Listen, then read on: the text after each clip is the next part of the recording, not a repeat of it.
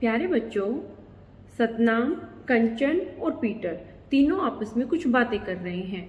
सतनाम कह रहा है कि मेरे पापा जिस फैक्ट्री में काम करते थे वो फैक्ट्री अब बंद हो गई है, तो हमें गांव जाकर रहना पड़ेगा। फिर कंचन कहती है कि सड़क को चौड़ा करने के लिए हमारी झुग्गियों को वहां से हटा दिया गया है, अब हमें भी अपनी झुग्गियों के लिए कोई नई जगह की तलाश करनी पड़ेगी। पीटर बताता है कि काम के सिलसिले से मेरे पापा विदेश गए हैं जहाज में बैठकर, तो मैं और मेरी मम्मी नानी के घर ही रहते हैं। तो बच्चों एक बात बताओ, क्या आपके साथ भी कभी ऐसा हुआ है कि आपको या आपके किसी जानकार को, किसी परिचित को अपना घर छोड़कर किसी दूसरे स्थान पर जाना पड़ा हो? हुआ है ना? हाँ, कभी नौकरी के सिलसिले में, कभी काम के सिलसिले में, कभी किसी से मिलने आप अपने एक स्थान से दूसरे स्थान पर जाते हो।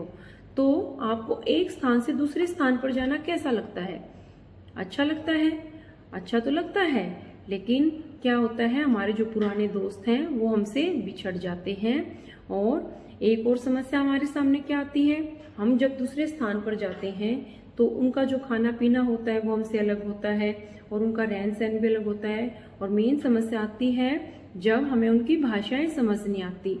तो और लेकिन अच्छा भी लगता है क्योंकि वहां पर भी हमारे नए नए दोस्त बन जाते हैं। तो क्या आप सोच सकते हो कि हमें किन किन कारणों से अपना घर छोड़कर जाना पड़ सकता है? तो मैं आपको बताऊं, देखो, अगर किसी को नौकरी मिल गई है तो उसको यहाँ ना मिलके कहीं दूर जाना पड़ा है तो वो वहां भी नौकरी करने के लिए जाते हैं। और या फिर अगर किसी की शादी हो जाती है तो उसको भी एक स्थान से दूसरे स्थान पर जाना पड़ता है। काम की तलाश में भी कई बार प्राकृतिक आपदाएं आ जाती हैं, जैसे कहीं बाढ़ आ गया है, आंधी तूफान आ गई है, एक स्थान पर वो नहीं रह सकते तो दूसरे स्थान पर जाकर रहने लग जाते हैं। तो इन बातों से बेटा हमें ये समझ में आ रहा है कि विस्थापन होता है। अब ये विस्थापन क्या है? जब हम एक स्थान से दूसरे स्थान पर जाकर रहने लग जाते हैं उसको क्या बोलते हैं? विस्थापन हम बोलते। चलो बेटा अहमद, काजल और नंदिनी को भी अपना घर बदलना पड़ा है। चलो हम इनकी कहानी हम इन्हीं से सुनते हैं। मैं हूँ अहमद खान, मैं कोसी नदी के किनारे एक गांव में रहता हूँ।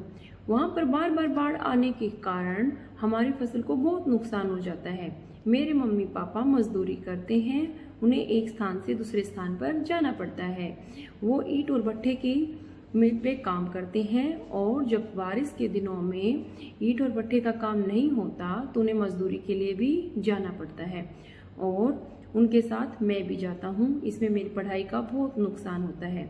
मेरे दादा दादी तो गांव में ही रहते हैं और मैं भी ये चाहता हूँ कि जब मैं बड़ा हो जाऊँ तो मैं अपने गांव के लिए ऐसा रोजगार पैदा करूँ, बड़ी बड़ी फैक्ट्री अपने गांव में लगाऊं ताकि किसी को भी अपना घर छोड़ के जाने की जरूरत ना पड़े। तो बेटा देखो, अहमद की कहानी क्या है कि उसके पापा मजदूरी करते हैं और उन्हें एक स्थान से दूसरे स्थान जाना पड़ता है, लेकिन उसका भी गांव में, अपने गांव में ही रहने का मन करता है ना। तो आप ये बताओ, जब आप बड़े होगे आप भी कुछ ऐसा काम करोगे कि आप अपने गांव के लोगों के लिए ऐसा काम करोगे कि उनको वहीं पे रोजगार। चलो बच्चों, अब मैं आपको मिलवाती हूँ काजल से। मैं हूँ काजल, हम गाड़ियाँ लुहार हैं। हम एक प्रकार की गाड़ी में रहते हैं, जैसे एक बैलगाड़ी होती है, हम उसके अंदर रहते हैं। उसमें रहना इतना आसान नहीं होता। हम बहुत सारी वस्तुएं अपने साथ रख भी नहीं सकते क्योंकि हमें एक स्थान से दूसरे स्थान पर अपना स्थान बदलना पड़ता है, हमें अपना घर बदलना पड़ता है। हम सिर्फ अपनी जरूरत की चीजें ही अपनी गाड़ी में रखते हैं। और अब तो हमारे समुदाय के लोग भी अपने बच्चों को पढ़ाने लग गए हैं और एक दूसरे की मदद करते हैं। मेरे मम्मी पापा लोहे का काम करते हैं, चिमटा, तवा आदि बनाना, हम ये काम करते हैं। हमारा जीवन आसान नहीं होता। देखो बेटा, काजल का जीवन आसान नहीं है ना। अब ये बताओ, वो अपने जो बैलगाड़ी है उसमें कितना सामान रखेगी? वही रखेगी ना जो उसकी जरूरत का सामान है। बड़ा बड़ा सोफा, टीवी, फ्रिज, ये सारी चीजें तो वो रख भी नहीं पाते क्योंकि वो कहाँ लेके जाएंगे। इसलिए उनका जीवन बिल्कुल आसान नहीं होता। प्यारे बच्चों, अब मैं आपको मिलवाती हूँ नंदिनी से। मैं हूँ नंदिनी, मेरे पिताजी सेना में हैं और जब भी उनका तबादला होता है हम उनके साथ ही छावनी कैंप में जाके रहते हैं। मुझे और मेरी मम्मी को पापा का तबादला अच्छा लगता है। अब मेरे पापा जी हरियाणा में हैं, इससे पहले वो जम्मू में और महाराष्ट्र में थे। हमें उनके साथ जाना अच्छा लगता है क्योंकि वहाँ पे हमें नई जगह होती है, नए दोस्त बनते हैं, नई नई बातें हम सीखते हैं, नई नई भाषाओं का हमें ज्ञान होता है, नया नया खाना हमें मिलता है, तो वहाँ पर जाना हमें अच्छा लगता है। तो बेटा देखो, नंदनी को पापा का तबादला क्यों अच्छा लग रहा है, क्योंकि वो नई नई अच्छी अच्छी आदतें सीख लेती है। तो जो विस्थापन है उसमें क्या है कि जब भी हम एक स्थान से दूसरे स्थान पर जाते हैं तो हम वहाँ की हमारे जो समाज की जो अच्छी अच्छी आदतें हैं, संस्कृति है हमारी, हम उससे अपना मेल बढ़ाते हैं, अच्छी अच्छी बातों को हम सीखते हैं। और इसका एक मेन उद्देश्य ये भी होता है, जो बेरोजगारी है वो खत्म हो जाती है। जो समुदाय एक जगह काम नहीं कर सकता वो दूसरे स्थान पर जाकर काम करने लग जाता है। तो जो हमारा पाठ है मेरी सुनो अपनी कहो में यही बताया गया है कि विस्थापन बहुत ज़रूरी है। जब हम एक स्थान से दूसरे स्थान पर जाते हैं तो अच्छी अच्छी आदतें हम अपनाते हैं, हमें काम मिलता है, बेरोजगारी खत्म होती है और हम अपनी संस्कृति को भी पहचान पाते हैं।